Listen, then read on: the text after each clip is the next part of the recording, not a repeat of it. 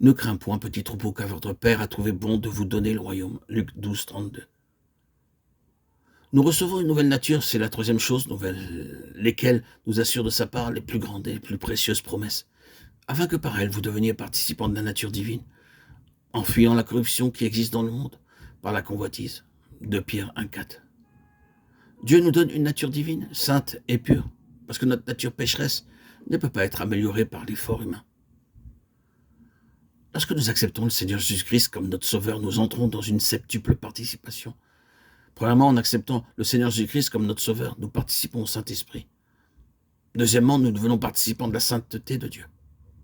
Troisièmement, nous participons à une vocation céleste. Et c'est pourquoi, frères saints, qui avaient part à la vocation céleste, considérez l'apôtre et le souverain sacrificateur de la foi que nous professons, Jésus-Christ. Hébreux 3:1. Quel est cet appel? Montrer la gloire et la puissance de Dieu aux autorités célestes. Quatrièmement, nous participons à un héritage céleste. Rendez grâce au Père qui nous a rendus capables d'avoir part à l'héritage des saints dans la lumière. Colossiens 1:12. Cinquièmement, nous participons à la gloire céleste.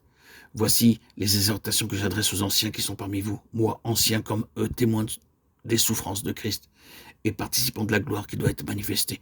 1 Pierre 5:1. Sixièmement, nous sommes participants du Seigneur lui-même, participants de tout ce qu'il a, car nous sommes devenus participants de Christ pourvu que nous retenions fermement jusqu'à la fin l'assurance que nous avions au commencement. Hébreux 3:14.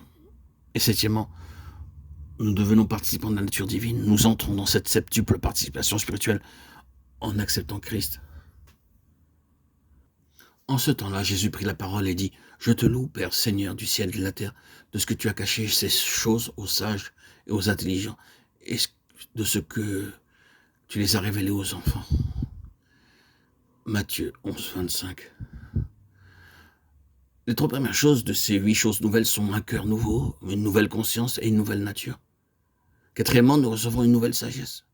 Or, c'est par lui que vous êtes en Jésus-Christ, qui, par la volonté de Dieu, a été fait pour nous sagesse, justice, sanctification et rédemption. 1 Corinthiens 1:30.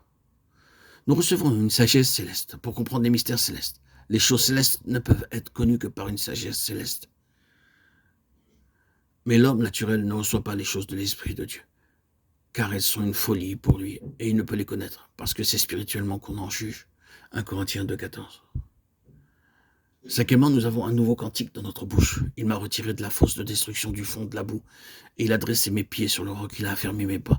Il a mis dans ma bouche un cantique nouveau, une louange à notre Dieu. Beaucoup l'ont vu et ont eu de la crainte et se sont confiés en l'Éternel. Psaume 43:4. Dieu a-t-il placé un cantique nouveau dans votre bouche, vous permettant de le louer en toutes circonstances?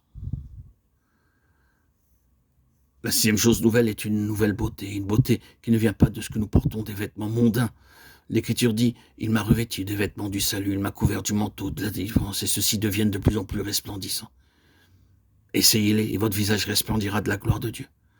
Toutes choses sont nouvelles. Voici, je fais toutes choses nouvelles. »